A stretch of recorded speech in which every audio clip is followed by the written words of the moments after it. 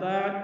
فاعوذ باللہ من الشیطان الرجیم بسم اللہ الرحمن الرحیم قلنا یا آدم مسکن انت وزوجک الجنۃ۔ اب دیکھیے آدم علیہ السلام کو جب تاج خلافت پہنا دیا گیا اور فرشتوں سے تعظیم کروا دی گئی تو اب انہیں حکم دیا گیا کہ آدم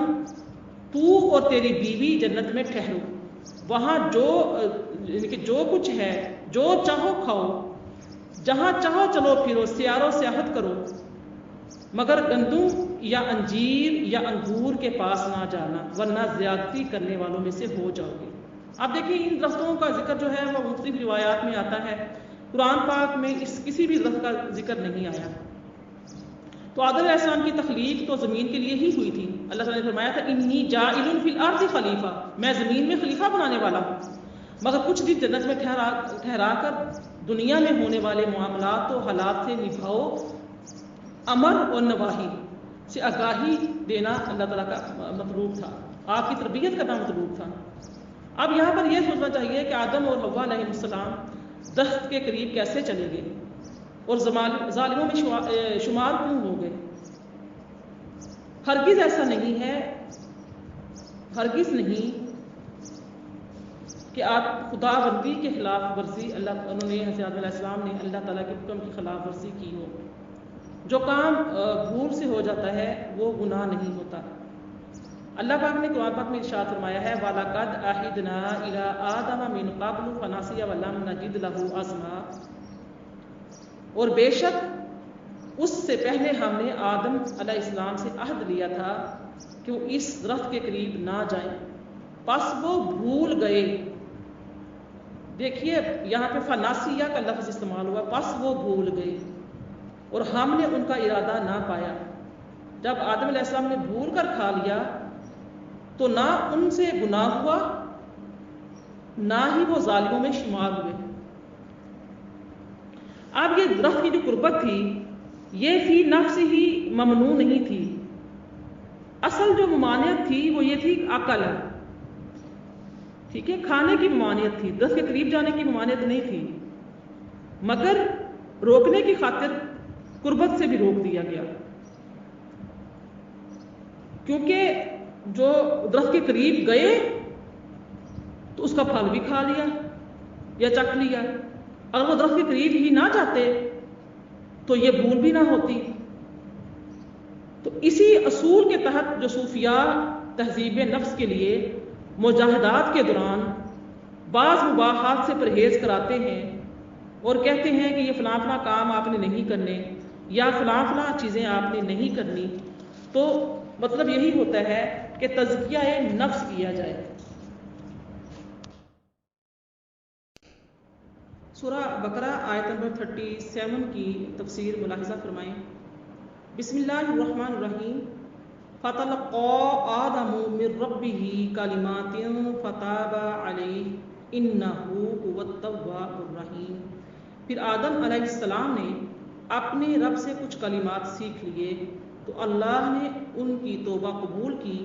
بے شک وہی بہت توبہ قبول فرمانے والا بڑا مہربان ہے۔ اب دیکھ لیجیے یہاں پر اللہ رب العزت نے آدم علیہ السلام کی توبہ کا ذکر کیا ہے۔ آدم علیہ السلام جب زمین پر تشریف لائے تو آپ کو اپنی بھول پر سخت پچھتاوا ہوا، آپ مسلسل 300 سال تک روتے رہے، پھر اللہ تعالی کی ذات کا کرم ہوا اور انہیں کلمات سکھا دیے۔ امام طبرانی، حاکم، ابو نعیم، ابن منظر اور بہقی نے حضرت عمر اور حضرت علی رضی اللہ تعالی عنہما سے روایت کیا ہے کہ حضرت آدم علیہ السلام نے اللہ تعالی کی بارگاہ میں حضور صلی اللہ علیہ وآلہ وسلم کے وسیلہ سے دعا کی۔ حضرت آدم علیہ السلام نے عرض کیا ربنا ظلمنا انفسنا وان لم تغفر لنا وترحمنا لنکونن من الخاسرین، اے ہمارے رب، ہم نے اپنی جانوں پر زیادتی کی اور اگر تو نے ہماری مغفرت نہ فرمائی اور ہم پر رحم نہ فرمایا تو ضرور ہم نقصان والوں میں سے ہو جائیں گے۔ پھر آپ نے اللہ تعالیٰ کی بارگاہ میں ان کلمات کا توسل پیش کیا، وسیلہ پیش کیا، اللہم انی اسألک بجاہ محمد ان تغفر لی خطیئتی، اے اللہ میں تجھ سے حضرت محمد صلی اللہ علیہ وآلہ وسلم کی عزت و مرتبت کے واسطے سے سوال کرتا ہوں کہ میری خطا معاف فرما دے۔ تو چنانچہ آپ آدم علیہ السلام کی توبہ قبول فرمائی اللہ تعالیٰ کی ذات نے۔ اسی طریقے سے ہی ایک اور ذکر آتا ہے کہ ابن عباس رضی اللہ تعالیٰ عنہ فرماتے ہیں کہ آدم علیہ السلام اور حوا علیہ السلام نے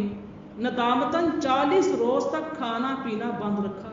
100 سال تک ایک دوسرے سے قربت نہیں کی، 200 سال تک روتے رہے۔ اور شہر بن خوشب سے مروی ہے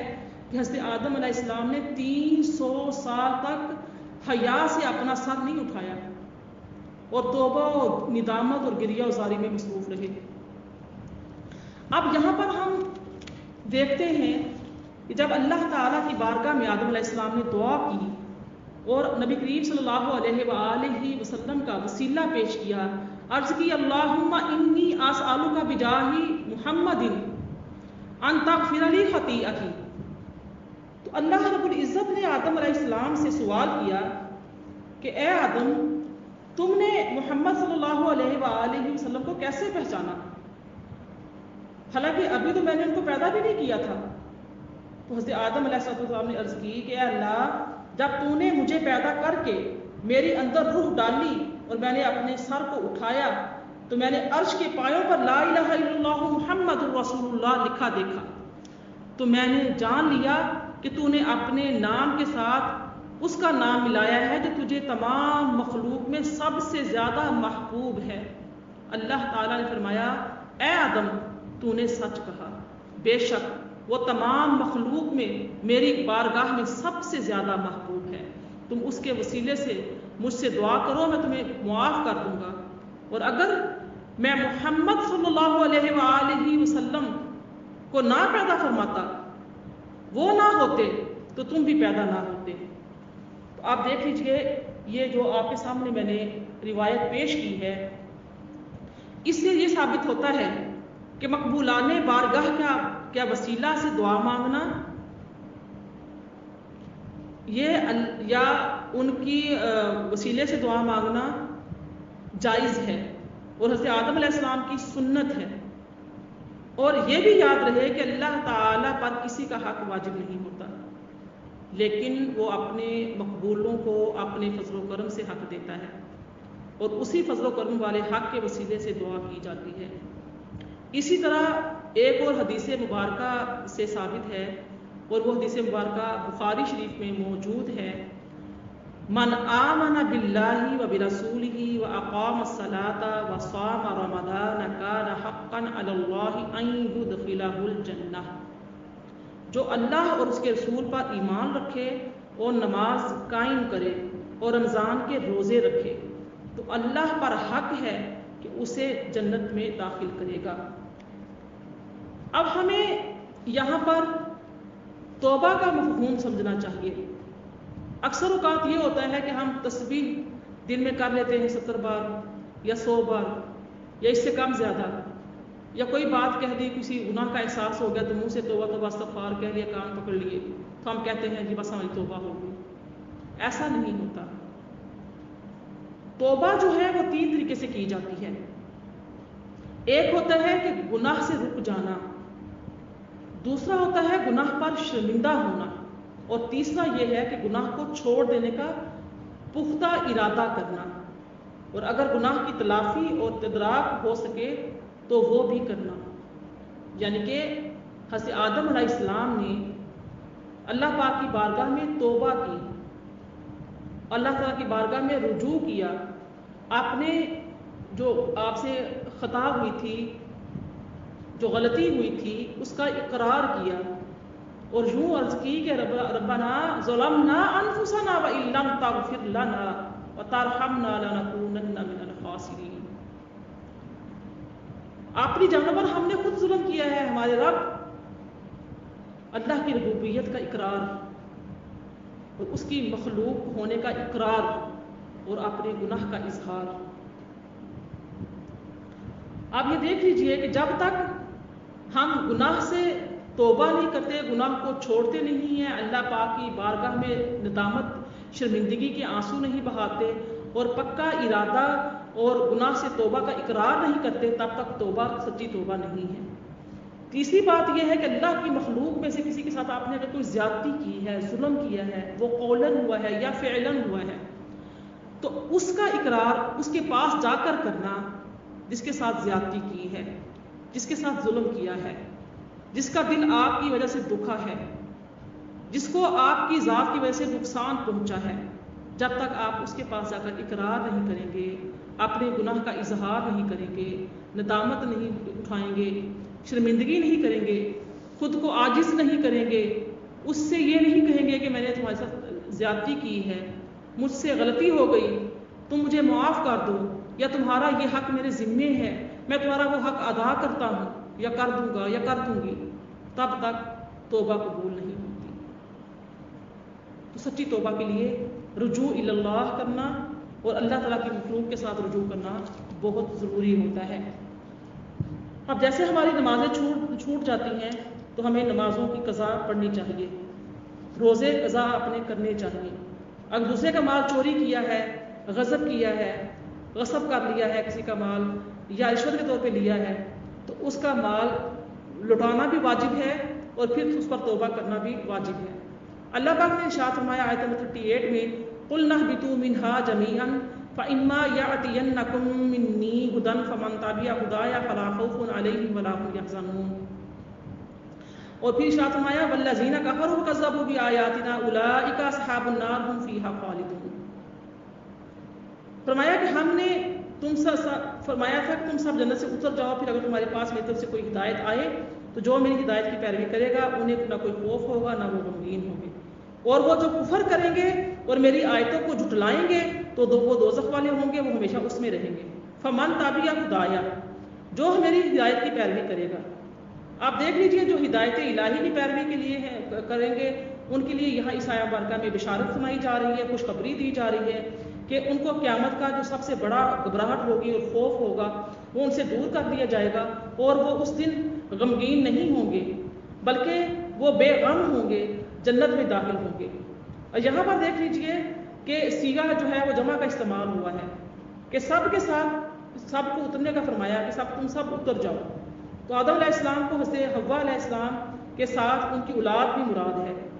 تو یہاں جو اولاد وہ اولاد جو آپ کی پشت میں تھی، کہ جو بھی میری نافرمانی کرے گا، وہ نافرمانی کون تھی؟ سجدے سے انکار، وہ تھی نافرمانی. تو اب آپ کی پشت میں جو اولاد آدم، جیسے ہم کہتے ہیں ہم اولاد آدم ہیں، سب سے پہلے بشر وہ تھے، ان کے بعد پھر تمام بشریت کو پیدا کیا گیا، تمام مخلوق کو پیدا کیا گیا. تو اس میں وہاں پہ جمع کا صیغہ استعمال ہوا ہے کہ تم سب اتر جاؤ. مراد کیا ہے کہ آپ کی پشت میں بھی جو اولادیں ہیں سب کو لے کے زمین پہ اتر جاؤ. اور تم میں سے ایک وارننگ دے دی کہ تم میں جو میری نافرمانی کرے گا وہ دوزخ میں جائے گا، جو کفر کرے گا، ان آیات کو جھٹلائے گا. آیات کون سی تھی؟ اللہ پاک نے فرمایا تھا کہ سجدہ کرو اس آدم علیہ السلام کو جن کی تخلیق میں نے فرمائی ہے، حکم اللہ تعالیٰ کا تھا. اس سجدے پہ انکار پر، اور آدم علیہ السلام کو حکم دیا تھا کہ آپ اس درخت کے قریب نہیں جانا، اور آپ علیہ السلام کو اللہ تعالیٰ کی ذات نے بھلا دیا اور آپ سے خطا ہو گئی، اور اس خطا کے بدلے میں حضرت آدم علیہ السلام اور حوا علیہ السلام دونوں کو زمین پر اتار دیا گیا، اور ساتھ یہ وارن بھی کر دیا گیا کہ میرے نافرمانوں کے لیے جنت نہیں ہے، میرے فرما برداروں کے لیے ہمیشہ ہمیشہ رہنے والی جنت ہے. وما علیہ الا البلاغ.